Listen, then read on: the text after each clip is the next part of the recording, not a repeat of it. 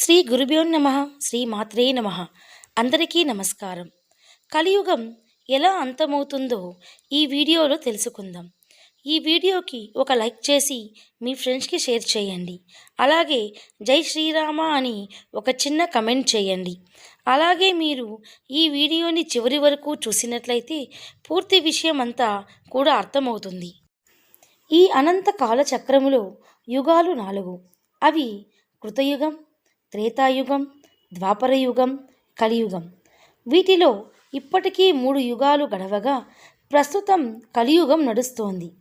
కలియుగం పూర్తి అవ్వగానే మరలా కాలచక్రం తిరిగి ప్రారంభమవుతుంది. ప్రతి కాలచక్రంలో ఒక ప్రత్యేక లక్షణాన్ని సూచిస్తుంది.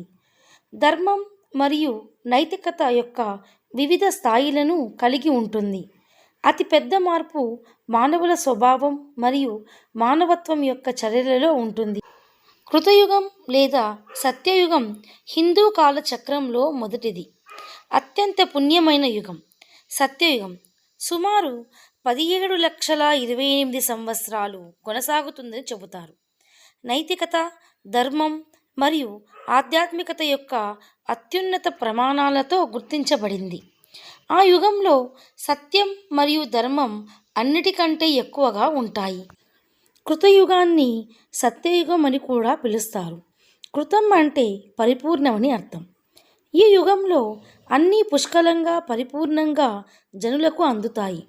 ఈ సత్యయుగాల గురించి బ్రహ్మ మార్కండేయ పురాణాల్లో వివరంగా వివరించబడింది. కలియుగం ఎలా అంతమై సత్యయుగం ప్రారంభమవుతుంది, సత్యయుగం ఎలా ఉండబోతోంది, అప్పటి మనుషులు ఎలా ఉంటారు, అటువంటి తదితర ఆసక్తికరమైన విషయాలు ఇప్పుడు మనం పూర్తిగా తెలుసుకుందాం. సత్యయుగం మానవుల్లో స్వచ్ఛంగా ఉండేవారు మరియు వారి స్వభావం మంచితనానికి ప్రతిరూపం. వారు నిజాయితీపరులు, సద్గుణవంతులు మరియు ప్రకృతి మరియు ఒకరినొకరు సామరస్యంగా జీవించారు. సత్యకాలంలో నేరం, మోసం లేదా అబద్ధమని భావన లేదు. మానవులు ఆధ్యాత్మికంగా అభివృద్ధి చెందారు, దేవునికి దగ్గరగా ఉన్నారు. వారి హృదయంలో మోసం లేదు. సత్యయుగంలో సాధువులు, ఋషులు యుగం, సమాజం, శరీరం, మనస్సు యొక్క కాలుష్యం నుండి విముక్తి పొందింది. సత్యయుగంలో కేవలం పుణ్యాత్ములు మాత్రమే ఉంటారు. ధర్మం 4 పాదాల మీద నడుస్తుంది. తిండి, నీరు, బట్ట, గూడు ఇలా వేటిలో లోటు ఉండదు. అందరికీ అన్నీ పుష్కలంగా దొరుకుతాయి. ఈ యుగంలో అన్నీ పరిపూర్ణంగా లభించడంతో ప్రజలు ప్రశాంతంగా ఉంటూ మిగిలిన సమయాన్ని మొత్తం భగవన్నామస్మరణంతో గడుపుతారు. మీ యజ్ఞయాగాలు నిర్వహిస్తారు. దేవతలు కూడా దేవతాలోకం నుండి భూమి మీదకు వచ్చి ప్రజల మధ్యలోనే తిరుగుతూ వారి కష్టసుఖాలను తెలుసుకుంటారు. సత్యయుగంలో ఎలాంటి కాలుష్యం లేని స్వచ్ఛమైన వాతావరణం ఉండడంతో వ్యాధులనేవి దరిచేరవు. ఎత్తు 11 అడుగుల వరకు పెరుగుతారు. సత్యయుగంలో ఎండాకాలం, చలికాలం అనేవి ఉండవు. కేవలం వానాకాలం మాత్రమే ఉంటుంది. వర్షాలు కూడా ఎంతవరకు అవసరమో అంతే కురుస్తాయి. ఎక్కడ చూసినా ఆనందం తాండవిస్తుంది. జ్ఞానం, ధ్యానం, తపస్సు ఈ మూడింటిపైనే వీరు దృష్టి నిలుపుతారు. అహింస, దొంగతనాలు, అకృత్యాలు అనేవి అసలే ఉండవు. ఆయుధాలతో పనే ఉండదు. సత్యయుగంలో అసలు ధనం పైన వ్యామోహమే ఉండదు. ప్రజలందరూ అలుపు సలుపు లేకుండా ఆడుతూ పాడుతూ పనిచేస్తూ ఎవరి ఎంత అవసరమో అంత పండించుకుంటూ వారి అవసరార్థం ఇచ్చిపుచ్చుకుంటూ ఉంటారు. వీరి ధ్యాస మొత్తం భగవంతుడిపైనే ఉంటుంది. అకాల మరణాలు అనేవి ఉండవు.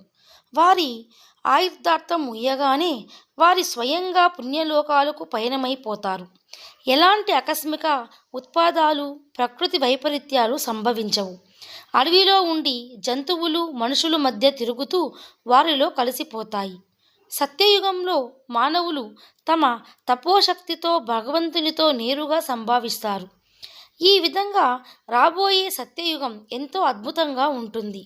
మనం కూడా ఆ సత్యయుగంలో జన్మించాలంటే ఇప్పటి నుంచే ఎదుటి వారికి సహాయం చేస్తూ అవసరమైన వారికి దాన ధర్మాలు చేస్తూ మంచి మనుషులతో భగవంతి నామస్మరణ చేయాల్సి ఉంటుంది.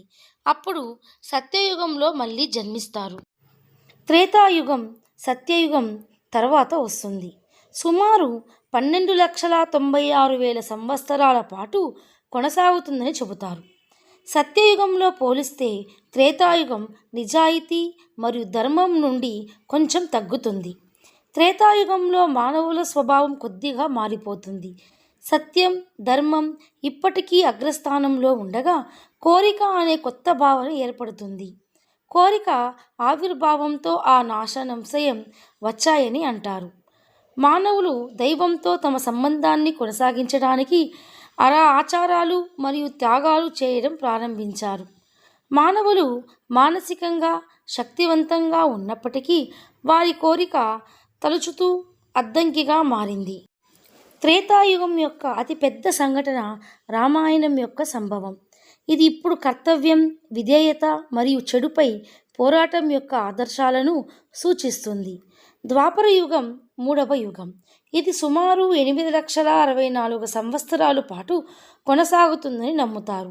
సమాజం నైతికంగా మరియు ఆధ్యాత్మికంగా క్షమించడం ప్రారంభించిన యుగం ద్వాపర యుగం. ధర్మం సగం బలం తగ్గిపోతుంది. మానవుల స్వభావం మరింత సంక్లిష్టంగా సవాలుగా ఉండేది. మానవులు ఇప్పటికీ చాలా ఆధ్యాత్మికంగా ఉన్నప్పటికీ వారి మనసులో కొన్ని కొత్త భావోద్వేగాలు చోటు చేసుకుంటాయి. ద్వాపర యుగంలో సందేహం, అసూయ, వివాదాలు చోటు చేసుకున్నాయని మరియు మానవుల వ్యాపారం చేయడం ప్రారంభించినప్పుడు ఆధ్యాత్మిక అభివృద్ధి కంటే సంపద నిర్మాణంపై ఎక్కువ దృష్టి పెట్టారు. ద్వాపర యుగంలో జరిగిన అతిపెద్ద సంఘటన మహాభారతం. మహాభారతం యొక్క ఇతివృత్తాలు అధికారం కోసం పోరాటం, యుద్ధాలు, అసూయ, అనుబంధాలు, కోరిక మొదలైనవి ఆ యుగాన్ని నిర్వచించాయి. ప్రస్తుతం మనం జీవిస్తున్న కలియుగం 4వది. కలియుగం ధర్మం యొక్క అత్యల్ప స్థాయిని కలిగి ఉంటుంది. కలహాలు, అసమ్మతి మరియు చీకటితో నిర్వహించబడింది. ధర్మం మరియు నైతికత యొక్క అత్యంత క్షీణత యుగంలో ఉంటుంది. కలియుగంలో మానవుల ధర్మం యొక్క అత్యల్ప స్థాయికి చేరుకుంటారని మరియు ధర్మం కనిపించదని నమ్ముతారు. కలియుగంలో సమాజం అవినీతి, నైతిక క్షీణికతో నిండిపోతుంది. ఇప్పుడు ప్రజలు మరింత స్వార్థపరులుగా, భౌతికవాదులుగా, ఆధ్యాత్మిక విలువలకు దూరంగా ఉంటారు. కలియుగానికి వచ్చేటప్పటికీ ధర్మం అనేది పూర్తిగా నశించిపోతుంది. అన్యాయాలు, అక్రమాలు పెరిగిపోతాయి. వావి వరసలు లేకుండా స్త్రీ పురుషులు దారి తప్పుతారు. తల్లిదండ్రులు పట్టించుకోరు. భార్యను భర్త చూడరు. భర్తను భార్య పట్టించుకోకుండా తన సుఖం తాను చూసుకుంటుంది.